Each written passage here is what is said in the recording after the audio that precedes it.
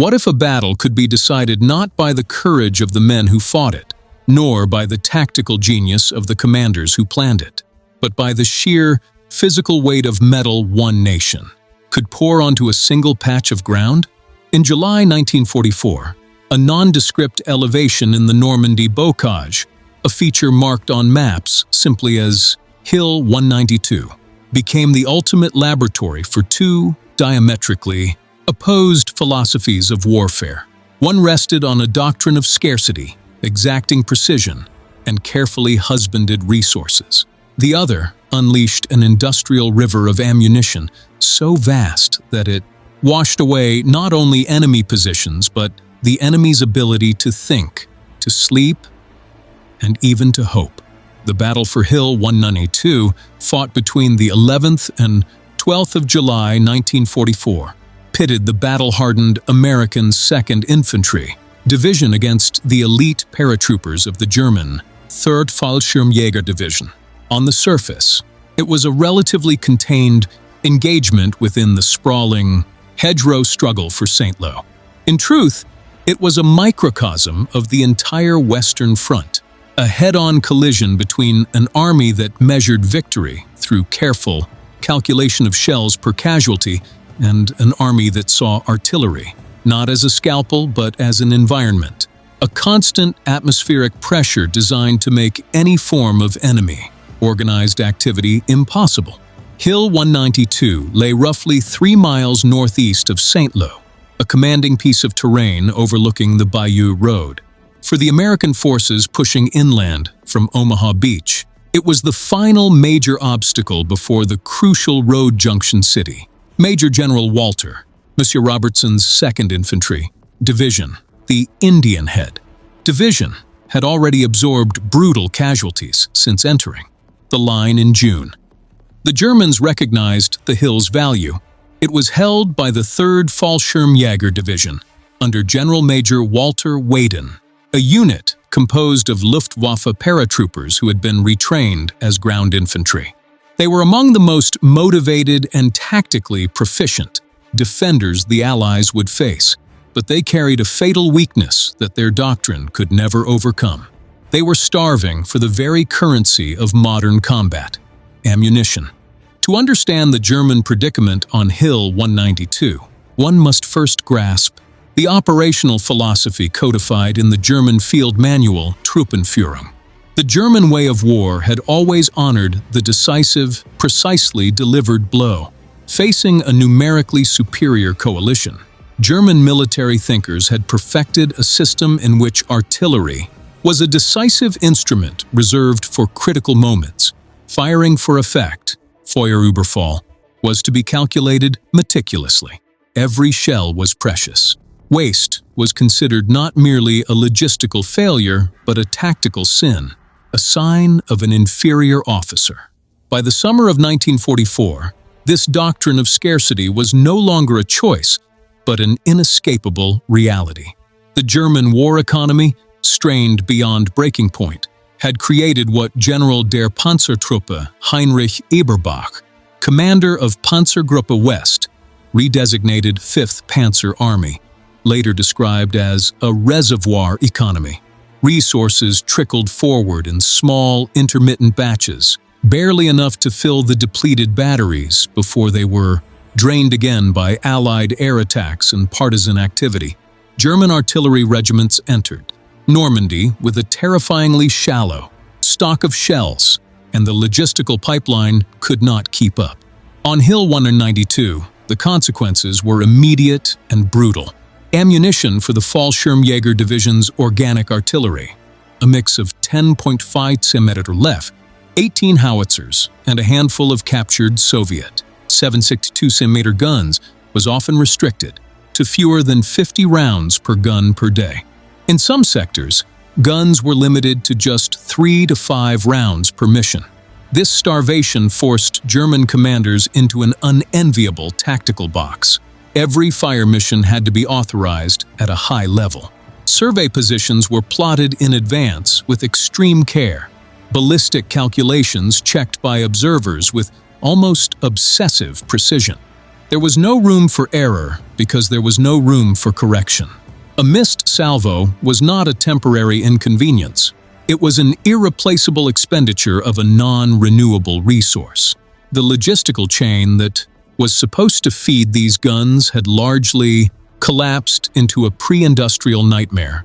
Despite the myth of the mechanized blitzkrieg, the vast majority of German divisional transport in 1944 relied on horse-drawn limbers and wagons. The 3rd Fallschirmjäger Division, like most infantry divisions in Normandy, depended on teams of draft horses to move its artillery and ammunition forward. These horse columns, winding through the narrow, sunken lanes of the bocage, presented helpless targets for Allied fighter bombers. Eberbach's Panzer Army was forced to move supply convoys almost entirely at night. And even then, American harassing and interdiction, fires, a concept the Germans could scarcely comprehend, would blanket road intersections and likely supply routes. A German ammunition limber destroyed by shell fire meant not only the loss of the load, but the death of the horses that were irreplaceable. The Wehrmacht, in terms of bulk logistics, was fighting a 1944 war with 1914 muscles. By contrast, the American logistical apparatus functioned as an industrial river. The term river is not metaphorical excess.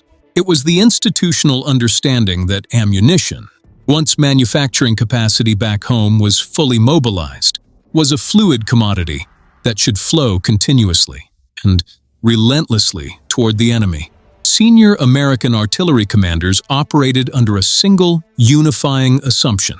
If the United States could produce 90,000 rounds of 105mm ammunition a day, the real operational question was not, should we fire, but where do we need the metal to land next? The artillery preparation for the assault on Hill 192 perfectly illustrated this doctrine. The 2nd Infantry Division's artillery component, heavily reinforced by corps-level battalions, placed over 20,000 shells onto the German positions in the hours before the infantry stepped off on 11 July 1944. But the volume of fire was only one dimension of the American philosophy. The true revolutionary element was the routine application of concepts. The Germans viewed as almost pathological profligacy, harassing and interdiction fire, and the devastatingly coordinated time-on-target missions. Harassing and interdiction, H&I, was a concept born directly from a surplus of shells. Its purpose was not necessarily to destroy the enemy, but to impose a psychological and physical paralysis. Throughout the nights leading up to the attack on Hill 192, American batteries fired continuously at empty fields, at crossroads, at potential assembly areas where no enemy was confirmed to be present. To the German officer schooled in Truppenführung, this was madness. It was firing blind at nothing, a colossal waste of copper and steel. But American commanders understood that an H&I program transformed the landscape into a prison. It denied the Germans the ability to move ammunition caissons forward under cover of darkness. It prevented hot food from reaching the foxholes. It meant that the German soldier could never experience a moment of safety, never stand upright to stretch cramped muscles, never reinforce a crumbling position without the random, unpredictable crash of a 105mm shell tearing the air open. The consequences were terrifyingly effective. Interrogation reports from the Western Front consistently noted that the prolonged exposure to aimless but relentless shelling induced what psychiatrists later termed a dissociative reaction. German prisoners taken from Hill 192 appeared dazed, lethargic, suffering a profound numbness that bordered on a complete psychological withdrawal from reality. The artillery did not have to hit them. It only had to be present, constantly, an omnipresent threat that eroded the cognitive edge of even the elite Fallschirmjäger. Sleep became impossible. Rational calculation of risk became meaningless. The German demand for precision presupposed a soldier who could think clearly. The American fire denied that soldier any functioning mind at all. The second American innovation that shattered the German paradigm was time on target, TOT. This was a mathematical ballet of logistics and ballistics. A time-on-target mission coordinated multiple batteries, often positioned many miles apart, and firing shells along different trajectories, so that the first rounds from all of them landed on the target area at exactly the same second. There was no warning salvo, no ranging shot. One moment, the target was quiet. The next, it was consumed by a simultaneous detonation of high explosive from a dozen different firing positions. For the Germans on Hill 192, conditioned to hear a single ranging round and take cover before the main barrage, TOT was monstrous and disorienting. It eliminated the survival window. When the American 38th Infantry Regiment surged forward against the eastern approaches of the hill, the defenders they overran were found not just dead but frozen in positions of bewildered shock, killed before the central nervous system could register the incoming sound waves. The engine that made this doctrine possible was not visible on the battlefield, but stretched back in an unbroken chain to the beaches and, ultimately, to the factories of Detroit and Pittsburgh. The contrast in logistical muscle was as stark as the contrast in artillery philosophy. While the German 3rd Fallschirmjäger Division was counting individuals, shells loaded onto terrified horses, the American Army had already solved the riddle of bulk transport with the Red Ball Express, activated in late August 1944. The Red Ball Express was an express highway loop on which roughly 6,000 trucks moved 12,500 tons of supplies daily. For the attack on Hill 192, the supply chain was shorter but no less intense. Ammunition ships off Omaha Beach disgorged pallets directly onto DUKW amphibious trucks, which swam to shore and drove straight to dumps just behind the front. There was no reservoir economy, only a roaring flood. This flood carried more than just shells. It carried a secret technological edge that would later find its most dramatic expression not on Hill 192, but in the frozen forests of the Ardennes. In December 1944, General George S. Patton's Third Army began deploying the VT proximity fuse in ground combat for the first time. The variable time fuse was a miniature radar, set embedded in the nose of an artillery shell, designed to detect the ground and detonate the shell precisely 30 feet above the target. The result was a lethal airburst that sprayed shrapnel downwards into foxholes and slit trenches, precisely the kind of cover that had protected the Fallschirmjäger at Hill 192. During the Battle of the Bulge, Patton's gunners used VT-fused shells to strip German infantry away from their armor support at long range, unleashing a rain of steel that no amount of fieldcraft could avoid. The Germans never developed an equivalent. Their industrial base, throttled by strategic bombing, could barely produce the basic vacuum tubes needed for field radios, let alone the sophisticated electronics of a proximity fuse.